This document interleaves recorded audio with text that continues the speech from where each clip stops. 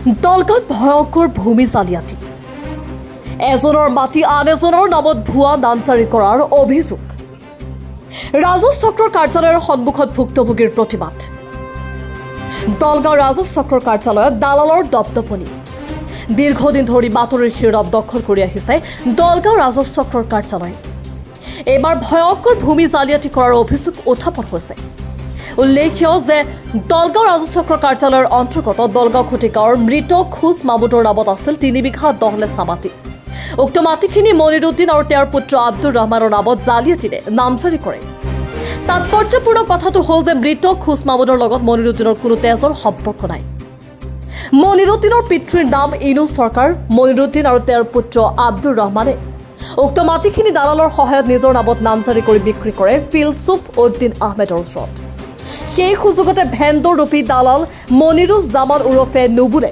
দালালী খৰচৰ বিনিময়ত 1 বিঘা 4 কঠা মাটি ক্ৰয় কৰি লয় উক্ত মাটিখিনি জালিয়াতি কৰা সন্দৰ্ভত মৃত খোজ মামুদৰ পৰিয়ালে দলগাঁও ৰাজহ চক্ৰ কাৰ্যালয়ত 2 বছৰ পূৰ্বে অভিযোগ দাখিল কৰিছিল যদিও কোনো সুফল লাভ কৰা নাই ভেন্দৰূপী দালাল নুবুলে তেওঁৰ পত্নীৰ নামত আৰু দলগাঁৱৰ ব্যক্তিগত খণ্ডৰ বিদ্যালয়ৰ সঞ্চালক ফিলছুফ উদ্দিনৰ নামত নামজাৰি কৰি লয় দালালৰ বিৰুদ্ধে প্ৰতিবাদ সাব্যস্ত কৰি নিজৰ ভূমি ঘূৰাই দিবলৈ সংবাদ মাধ্যমৰ জৰিয়তে ৰাজহ চক্ৰৰ চক্ৰ বিষয়াৰ ওচৰত দাবী জনাইছে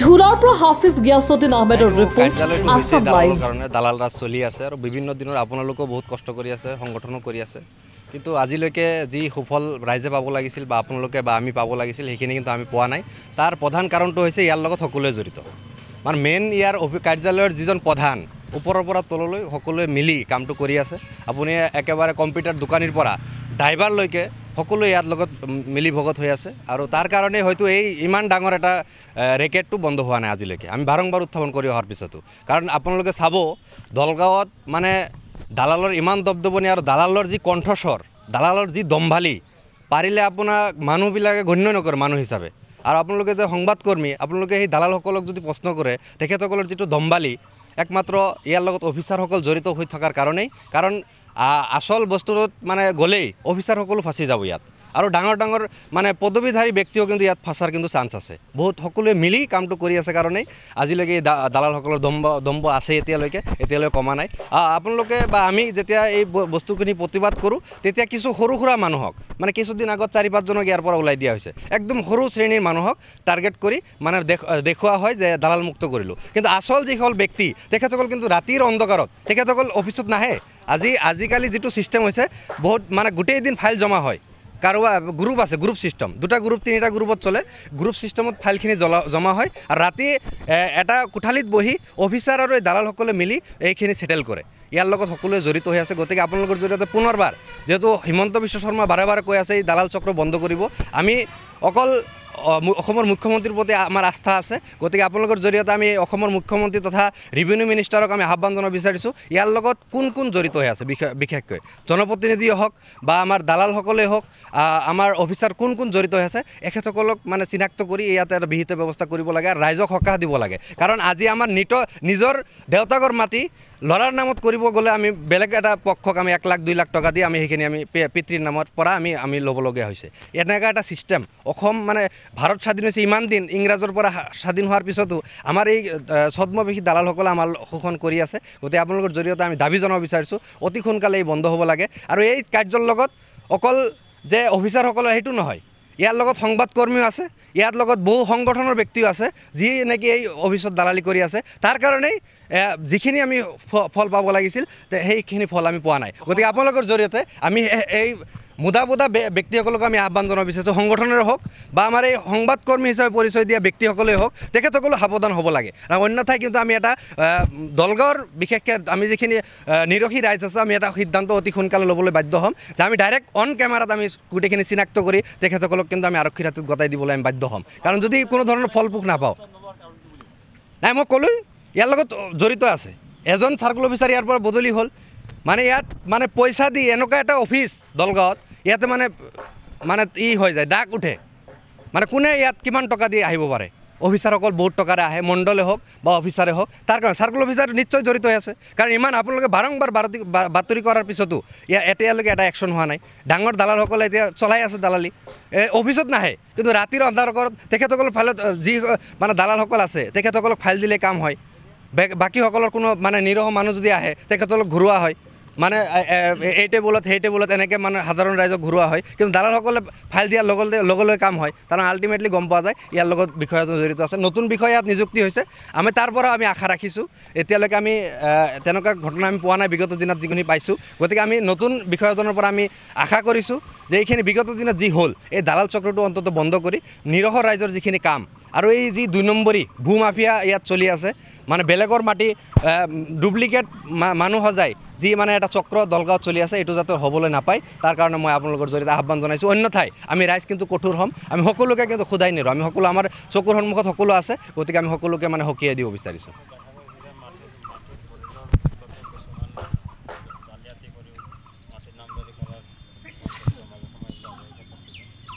নাই, এইটো মেইন মানে যিজন ভেৰিফাই অফিচাৰ, যিজনে বস্তুখিনি পৰীক্ষা কৰিব লাগে, দালালৰ একো পৰীক্ষা কৰা নহয়। যেতিয়া আপুনি নিৰহ ৰাইজ এটা কাগজ এটা মানে শুদ্ধ কাগজ লৈ গ'লেও সেইটো তন্নকৈ পৰীক্ষা কৰা হয়। কিন্তু দালালে ডুপ্লিকেট দলিলো দিয়া আমি শুনিছোঁ, মোৰ তাত তথ্য নাই, দালালে ডুপ্লিকেট দলিল দিয়া শুনিছোঁ, এইখিনি একচেপ্ট হৈ যায়, সেইখিনি পৰীক্ষা কৰাও নহয়। বিভিন্ন দোকানত কিন্তু মণ্ডলসকলৰ পাছৱৰ্ড ইউজাৰ আইডিও দিয়া আছে। আমি এইখিনি তথ্য আমাৰ তাত আছে, আমি গম পাইছোঁ। এইখিনি হ'ব নালাগে। মোৰ নাম লালচন বাদশাহ, 1 নং বৰগাঁওখুটি। ইয়াতে আহিছোঁ, আমি এইটো চাৰ্কুলত 2 বছৰ আগতে অভিযোগ কৰিছোঁ। আমাৰ বৰদেউতাৰ মাটিখিনি বেলেগ একজন মানুহ, তাৰমানে মুনুৰুদ্দিন নামৰ মানুহ এজনে খুচ মাহমুদৰ ল'ৰা হৈ মাটিখিনি নামজাৰি লৈছে। 3 বিঘা 10 লোচা মাটিখিনি আছে আমাৰ দলগাঁওখুটি। এইটো চাৰ্কুলত আমি 2 বছৰ আগতে অভিযোগ কৰিছোঁ, কিন্তু কোনো একশ্যন লোৱা নাই। কিন্তু আজি আপোনালোকৰ চেনেলৰ মাধ্যমত আমাৰ মাটিখিনি আমি ঘূৰাই চাইছোঁ। আমি এইটো আবেদন কৰিছোঁ আপোনালোকৰ চেনেলৰ মাধ্যমত। কেছ মানে আমি এই চাৰ্কুলতো কৰিছোঁ, অভিযোগ কৰিছোঁ, কিন্তু নাই, আমি থানাত কেছ কৰা নাই এতিয়ালৈও। মাটিখিনি আমাৰ এইটো তাৰমানে বৰদেউতাকৰ মাটি, 3 বিঘা 10 লোচা মাটি। কিন্তু মুনুৰুদ্দিন নামৰ মানুহজনে, এই আমাৰ ডকুমেণ্টছখিনি আমাৰ হাততে আছে, আপুনি যদি চাই ল'ব পাৰে।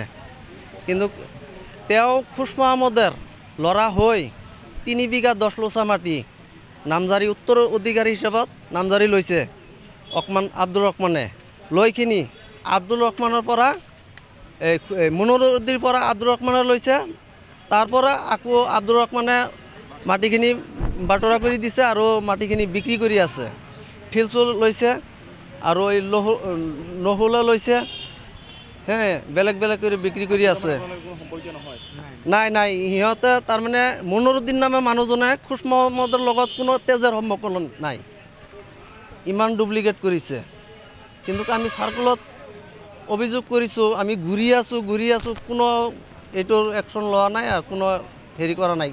এতিয়া নতুন ছাৰ আহিছে, চক্ৰ বিষয়া যে আহিছে, তেওঁ কিবা একটা হেৰি দিছে আমাক। এই মণ্ডল পঠাইছিল, ফিল্ডত গৈছে, মণ্ডলখিনি যাই মাটিবিলাক যোগ কৰি এতিয়া মণ্ডলে আজি আমাৰ চক্ৰ বিষয়াৰ তাত ওই ফাইলকেইটা তাৰমানে আজি 10 তাৰিখ। আমি প্ৰতিবাদ কৰিছোঁ, মানে আমাৰ মাটিখিনি আমাক লাগে। আপোনালোকৰ চেনেলৰ মাধ্যমত আমাৰ হেৰাই যোৱা মাটিখিনি, সম্পত্তিখিনি আমাৰ পাব লাগে। 2 নম্বৰী মানে সিহঁতৰ ল'ৰা হৈছে, সেইখিনি উত্তৰ কিনা বেচা হোৱা নাই মাটিখিনি।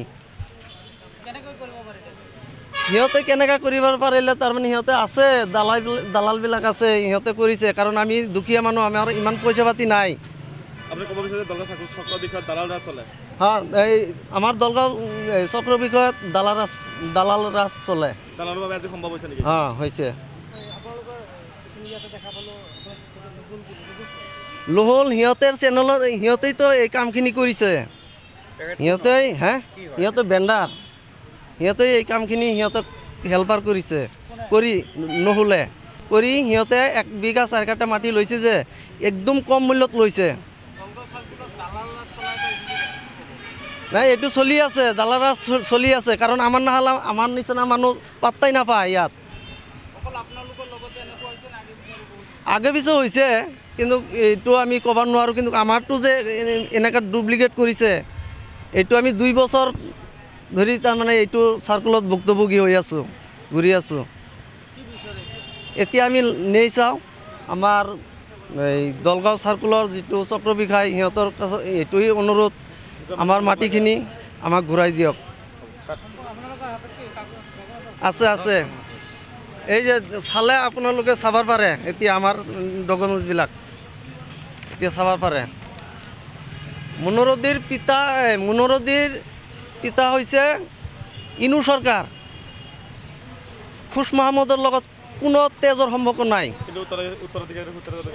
উত্তৰাধিকাৰী হিচাপে তাৰমানে মাটিখিনি নামজাৰি লৈছে।